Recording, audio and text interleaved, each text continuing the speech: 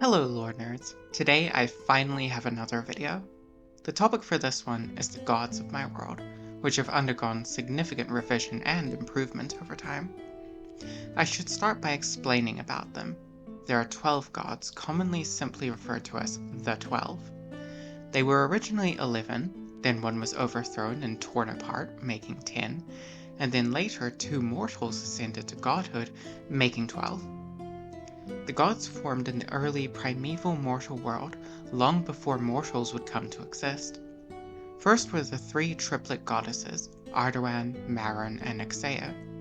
Afterward formed the other deities from the raw creative energy of existence.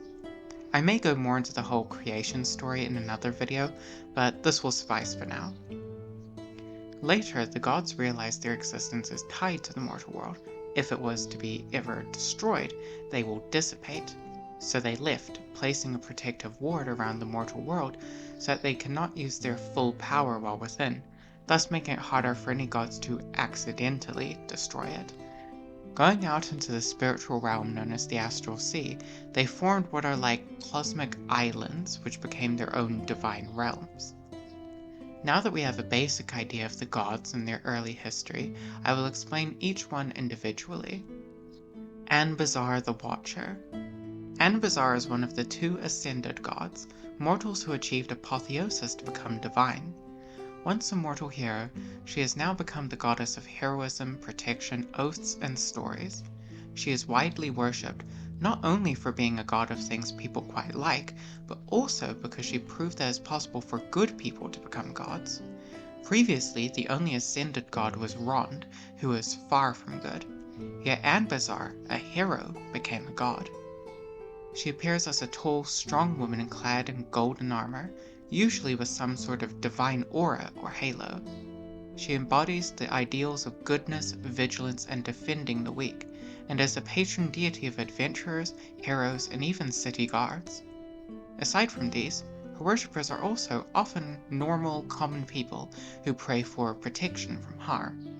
Rituals and rites of Anbazar usually involve plays reenacting the story of her life and eventual ascension, with storytelling being a key factor of her worship.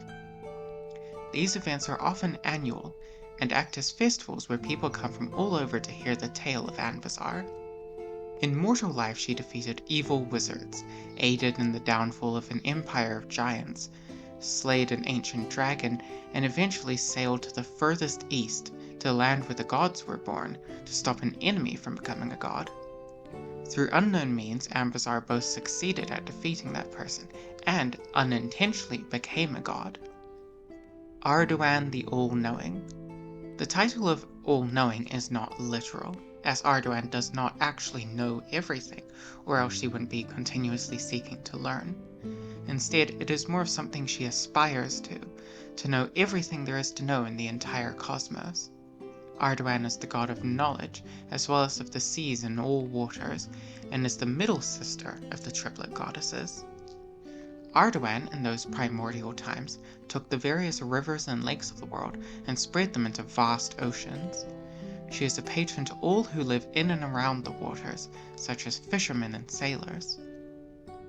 As a goddess of knowledge, she is also a patron of scholars.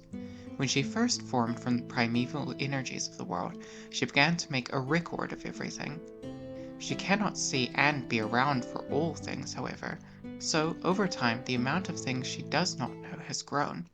She is ravenous for knowledge, however, and employs scholars to aid her cause. She may not know everything, but she is certainly still the most knowledgeable being in the cosmos. Despite not actually being a goddess of magic, she is frequently worshipped by mages. Magic is something that requires knowledge and wisdom, and since she is a goddess of knowledge who also knows more than anyone else about magic, she has become associated with magecraft.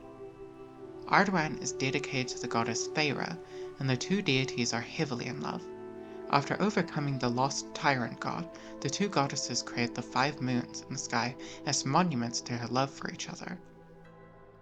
Einwin, the Lord of Bronze. Einwin is the god of the forge and crafting, and is thus worshipped by many kinds of creatives. He is also the god of trade, currency, and wealth. However, Einwin believes that hoarding wealth is foolish, as he believes in the health of the community and so encourages the spread of wealth and crafted things.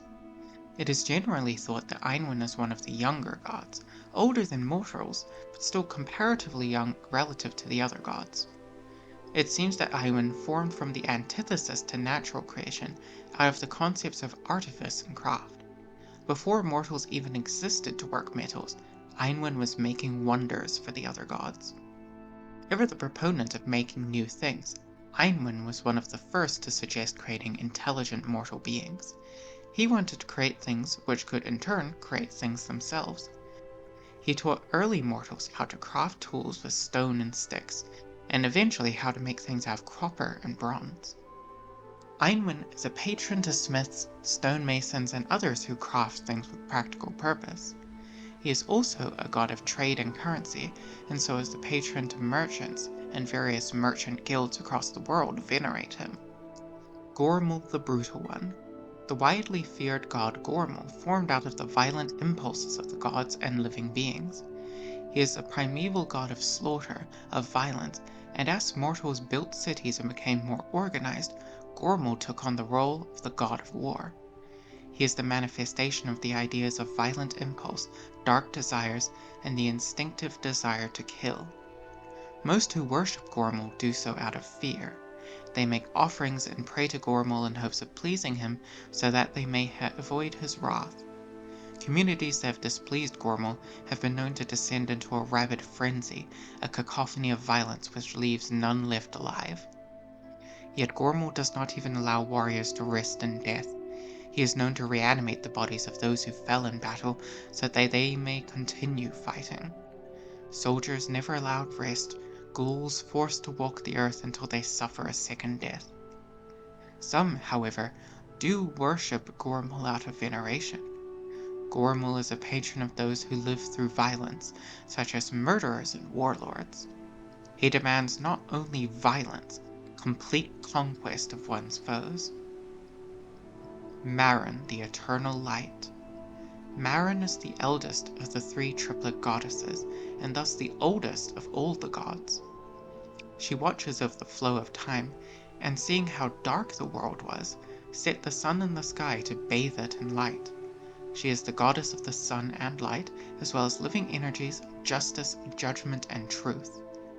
Her sun, her ineffable light, provides the energy needed for life to flourish, and so she has become associated with healing and growth. This has also led her to become close to the goddess Sulvara, and the two have produced many demigod children together, although they aren't in any form of exclusive relationship. While she gives the energy needed for life, her light can also be harsh and piercing. The rays of her light reveal all, and thus she is a goddess of truth and judgment, often acting as an agent of divine justice. With her association with the energies of life, she is violently opposed to the undead. Her worshippers often hunt down such abominations, smiting them with the light of their goddess. Temples built in honor of Marin are constructed as high as possible, reaching towards the heavens so that they may be closer to the light of the sun. It is said that even the other gods struggle to look directly at her, and that the sun itself is but a fraction of her light. Nixaya the Gloom Matron. Nixaya differs from the other gods in that she did not actually leave the mortal world after the divine ward was formed. She had seen how, naturally, the souls of the dead end up wandering aimlessly through the cosmos, often vanishing entirely. She therefore created the land of the dead, Thanatos, as a place to bring souls and sort them into an afterlife. Thanatos is found in the furthest possible west of the mortal world, where the sun sets and souls are ferried to on ghost barges. She is the youngest of the triplet goddesses by a mere instant, and is the goddess of night and darkness, who later took on the role of the deity of death and the afterlife. While Marin is very energetic, and Arduan is always actively searching for knowledge, Nixaya is calm, peacefully guiding mortal souls towards the afterlife. Her worshippers, outside of those who pray when someone they know is dying, are usually funerary priests. They perform rites of the dead, said to help souls pass on. It is commonly believed that the ghostly voyage to Thanatos takes 1 week, and so mourning periods customarily last 1 week, wherein the deceased loved ones perform rituals that are said to help the passage to the land of the dead. Nixaya then judges those mortals, either reincarnating them or passing them on to one of the outer realms which suits them. This could be the realm of a god they served in life, or simply a realm that suits the nature of their soul. There is a process, however, where souls must let go of their burdens from life so that their afterlife or rebirth is not weighed down. This is where ghosts come from, as souls sometimes must return to the lands of the living in spectral form to deal with unfinished business. Pham, the Advisor of Heaven. When the gods triumphed over the tyrant god, successfully rebelling, they went about deciding on a new leader. To avoid conflict, a vote was held. In the end, Pham was the winner, with many of the other gods deciding that Pham's foresight would be invaluable. Since then, Pham has been a passive ruler, acting more as an advisor and tiebreaker than a king. Pham is the god of skies and weather, such as storms, as well as the god of battle and prophecy. It is for their potency and divination that they became the ruler of the gods, as he can see further into the threads of fate than any other. While Gormal is the god of violence and brutality, Pham is the god of combat in the name of glory and self-improvement. Those that seek glory and strength worship Pham, and thus many of Pham's worshippers are warriors. It is certainly noteworthy that the god who can see the strands of fate, who has supposedly seen a prophecy of the end times, is guiding mortals to become great warriors and is amassing an army. Aside from prophecy and battle, Pham is also noteworthy as the god of storms. All weather and the skies in general are Pham's domain. People often pray to Pham for good weather, such as clear skies, rain for their crops, or to avoid a storm. The sound of Pham's hammer is said to strike like thunder. Savat, the Master of Overcoming. Savat is known as the Trickster God, although it is much deeper than that. The Mountain God believes that people need to grow by overcoming challenges and obstacles. He sets forth all manner of challenges, such as rough terrain or strange illusions, for mortals to then overcome and improve themselves. They believe that the world is a test, a kind of arena, and so use illusion and harsh terrain as a trial to punish mortals and even spirits to be their best selves. He is the god of inert earth, which is to say the dirt, stone, and other such things. He is the god of mountains and caves, both high, reaching, and deep places. The god of trials, tests, and illusions in underground places. Savat is essentially the god of dungeons. No wonder why he is a god so often worshipped by adventurers. Most of his worshippers are those living in rocky or mountainous areas, who venerate those things around them. Others worship Savat because of a desire to improve themselves, actively asking for him to send trials their way. When the world was young and there were only small hills and boulders, Savat formed from the strength of the earth. He crafted great mountains, jagged peaks and deep chasms, treacherous rocks and deadly caves, all to make the world a place to overcome. Rond the arch-lich. Rond was the first mortal to ascend to godhood, as well as the inventor of lichdom. Born in a time before mortals used metals, much of the foundations of necromancy and undeath were set forth by Rond. Said to be driven insane by peering into the primordial void beyond all things, Rond grew a disdain for life, inventing lichdom to live eternally in undeath. He later found and traveled to the land to the furthest east, where the gods are born, and there ascended to godhood. He then became the god of undeath, as well as madness, torment, and fear. It is unfortunate that mortal kind's first venture into divinity was stained by great evil. Rond acts as an enemy to many of the gods, and seeks to turn the cosmos into a silent place filled only with shambling corpses.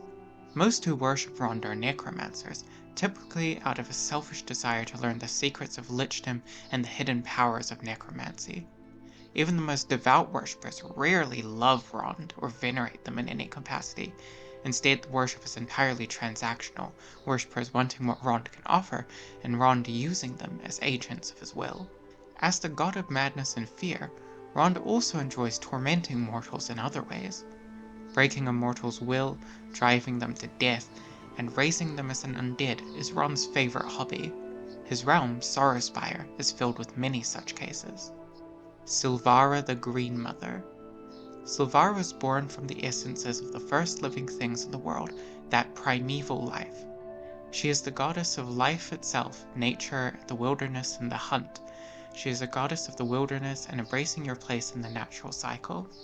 Abhorring civilization, she demands her followers live in the wilds. Sulvara is the moss growing on a tree. Sulvara is the tree itself. Sulvara is the dirt under your nails. Sulvara is the fungus that decays the corpse.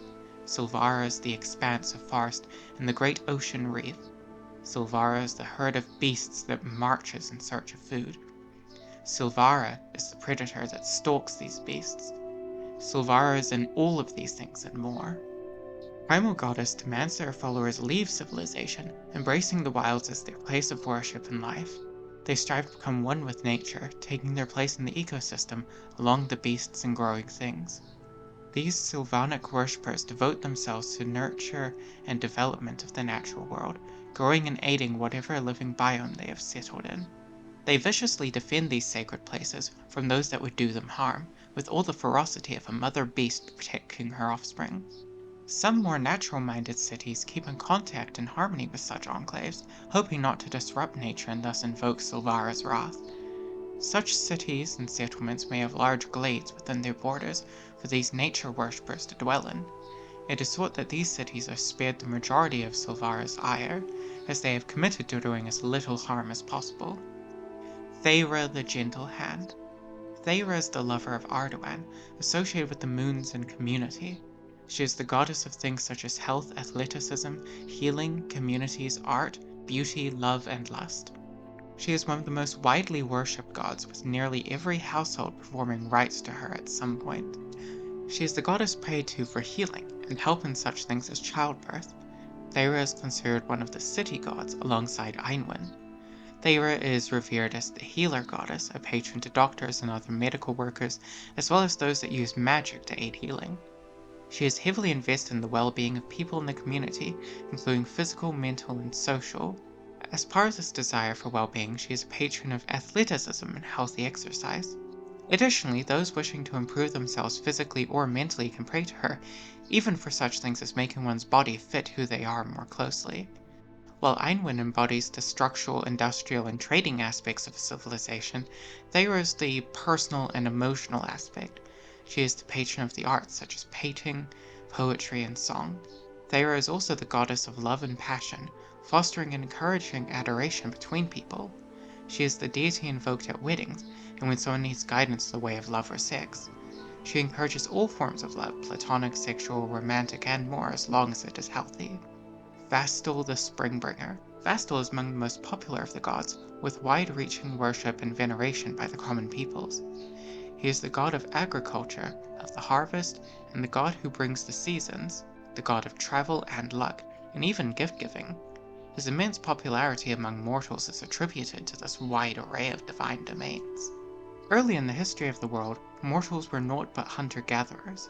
The soil was unforgiving, rebuking mortal attempts to tend it. So, in an act of sacrifice, Vastel impaled himself with his sacred sickle, allowing his blood to flow into the soil, taming it for mortal use. This act is what allowed for the development of agriculture, which is done in reverence of Vastel. The sacrifice led to Vastel's death, although it was more temporary for him as he is a god. Each year Vastel repeats the sacrifice, and for one season must remain in Thanatos, land of the dead. This season is winter, and while it is harsh, it allows for the other seasons to be bountiful. The common ritual of Vastel is an annual feast on the first day of spring, celebrating the god's return, known as the Feast of the Returned. This great hedonistic, bawdy, and indulgent feast of many foods and drinks, as well as dancing and merriment, serves to welcome back the springbringer from Thanatos. Many farmers and other field workers worship Vastel, as the Lord of the Fields is the one who made it possible for them to sow fields and raise livestock. Some even pray to Vastel to avert curses, as Vastel is adept at dispelling unwholesome forces. Mostly, however, worship of Vastel does not provide immediate, obvious results, instead may simply improve the harvest. The Lost God. Little is known of the lost tyrant god, and that is intentional. He was a tyrant, the strongest of the gods who ruled over them. Because of this, the other gods rebelled, defeating him through joint effort. Marin tore out his heart, firing it upon an arrow into the astral sea, where it was devoured by serpents who then became the first dragons. Information on the lost god is kept hidden, perhaps because the gods wish to avoid mortals somehow bringing him back. It is thought that Pham's prophecy of the end times somehow involves the return of the lost gods. His real name, even what he was the god of, is lost to time. Now that I've discussed each god, I'd like to talk a bit about the process of making them. Gods are always something that has fascinated me. It's my favorite part of any mythology or world-building project by far. My own works, such as the stories I write, will almost always involve the gods in some capacity. So, with how important they are to me, making ones I'm happy with was very difficult. I cannot convey fully how many changes my world's pantheons go through. So many revisions and iterations. In the end, the key to my success was looking through mythology and fantasy, finding archetypes and kinds of gods that I loved, and making a sort of list fitting divine domains together. The thing that really helped was keeping the number low. 12 gods may sound like a lot, but I've used to have many more. But to make each god more varied and complex, I combined them until I had a smaller number of more interesting and varied gods. Finally, with these 12, I feel really happy with them. I love each one. Yet even 12 is not hard set. I have no plans to revise them further. Instead, I'm more open to writing stories in the future where perhaps more mortals ascend, or even potentially a god might die. As long as each god feels important and that they serve a role, I'll be happy with it. There's so much more about the gods that I could talk about. Their history, creation myths, realms, involvement in the world, religious groups, and so on, but this video is already fairly long by my standards. I'll save those topics for later videos. For now, thank you for watching if you enjoyed, and consider liking the video or even subscribing, and see you next time.